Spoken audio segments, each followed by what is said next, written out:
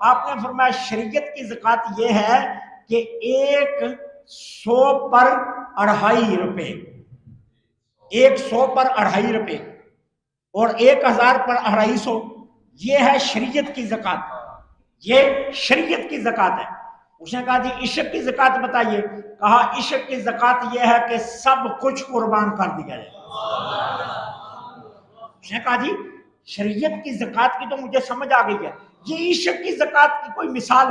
کہا اس کی مثال کائنات میں ایک ہی ہے اور وہ ابو بکر صدیق ہے۔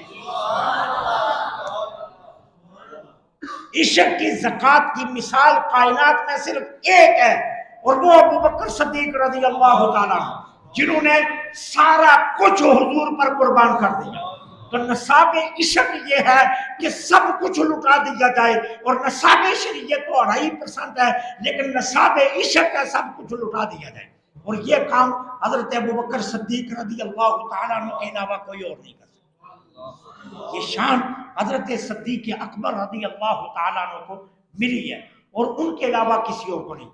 اور صحابہ کرام حضور کے ظاہری حیات طیبہ میں جب مسجد نبوی میں صحابہ کی محفلیں لگتی تھی اور صحابہ بیٹھتے تھے آپس میں باتیں کرتے تھے، تو ایک مرتبہ ایسا ہوا کہ صحابہ بیٹھے تو ایک صحابی نے کہا زمانہ جاہلیت میں مجھ سے یہ غلطی ہوئی ہے کہ میں نے اپنی بیٹی زندہ درگور کر دی۔ دوسرے بولے، انہوں نے کہا مجھ سے یہ غلطی ہوئی میں بتوں کو پوجتا رہا۔ تیسرے بولے، انہوں نے کہا مجھ سے یہ غلطی ہوئی کہ میں شراب پیتا رہا۔ سارے صحابہ اپنی اپنی غلطیوں کا تذکرہ زمانہ جاہلیت اسلام لانے سے پہلے کی غلطیوں کا تذکرہ کرنے لگے۔ حضرت ابو بکر صدیق بھی بیٹھے ہوئے، آپ نے فرمایا اللہ کا شکر ہے میں نے زمانہ جاہلیت میں بھی کوئی غلط نہیں کیا۔ صحابہ حیران ہو گئے، صحابہ حیران ہو گئے، وہ مکے کی زمین میں کچھ نہیں کیا، جہاں سارے جرم ہوتے تھے وہاں ابو بکر کہہ رہا ہے میں نے کچھ نہیں کیا۔ اب صحابہ سوال کرنے لگے ابو بکر کبھی بت نہیں پوجا؟ کہا نہیں۔ شراب نہیں پی؟ کہا نہیں۔ زنا؟ کہا زنا دور کی بات ہے، میں نے تو زمانہ جاہلیت میں بھی کسی غیر عورت کی طرف نہیں دیکھا۔ صحابہ یہ سن کرنا ابو بکر صدیق کے اس دعوے کا انکار کرنے والے تھے۔ اتنی دیر میں میرے آقا حجرے سے باہر آ گئے۔ اب بات بڑی قابل توجہ ہے، میرے آقا نے فرمایا صحابہ ابو بکر کیا کہہ رہے ہیں؟ جی یہ کہہ رہے میں نے زمانہ جاہلیت میں بھی کوئی غلط نہیں کیا۔ میرے آقا نے فرمایا پھر تم کیا کہتے ہو؟ جی ہمیں یقین نہیں آ رہا۔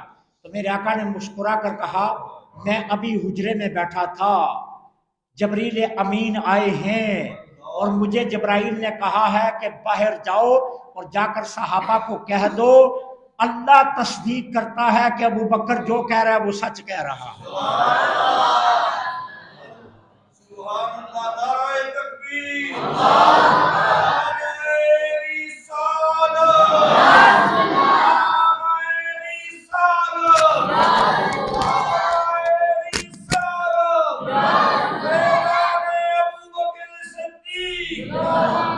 اللہ تصدیق کر رہا ہے، اللہ تصدیق فرما رہا ہے کہ ابو بکر صدیق جو کہہ رہے ہیں وہ بالکل سچ ہے، وہ کوئی غلط بات نہیں ہے۔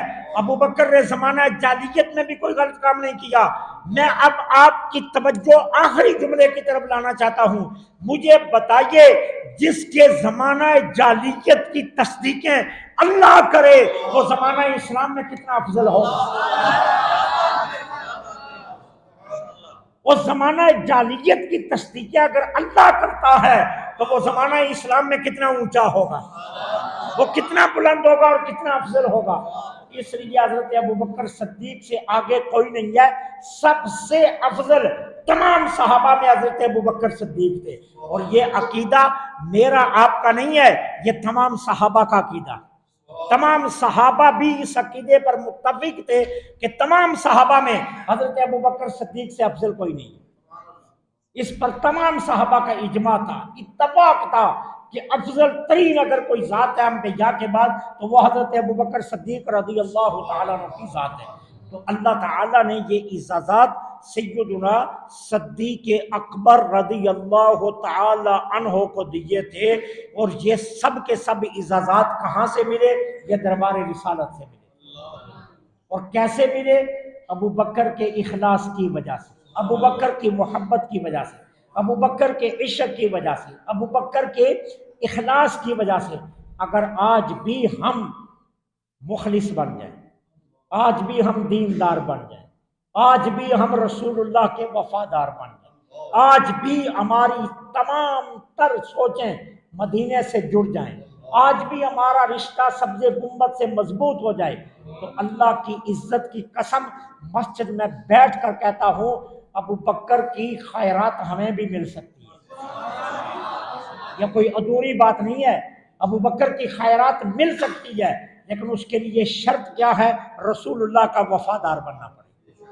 ایک ہی شرط ہے، حضور کا وفادار بننا پڑے گا، نہیں تو دھوبی گھاٹ سے پوچھ لو 2 دن پہلے علامہ محمد سعید احمد اسعد رحمت اللہ علیہ کا جنازہ بتا رہا تھا کہ رسول اللہ کے وفاداروں کو دنیا کیسے عزت دیتی ہے اور آقا کیسے عزت عطا کرتے ہیں۔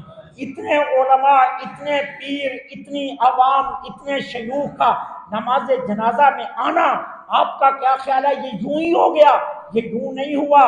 جو رسول اللہ کا وفادار ہوتا ہے حضور پھر اسے دنیا میں بھی پروٹوکول دیتے ہیں، آگے تو آقا نے تھامنا ہی تھامنا ہے، لیکن جہاں تم وفادار بن جاؤ تو پھر صدیق اکبر کی خیرات یہ تمہیں بھی مل سکتی ہے۔ اور حضرت ابوبکر صدیق کا اعلان بھی یہی ہے کہ ساری دنیا ایک طرف رکھ دو، بس تمہاری نگاہیں مدینے کی طرف رہنی چاہیے، آبروئے مصطفیٰ کی طرف تمہاری نگاہیں رہنی چاہیے۔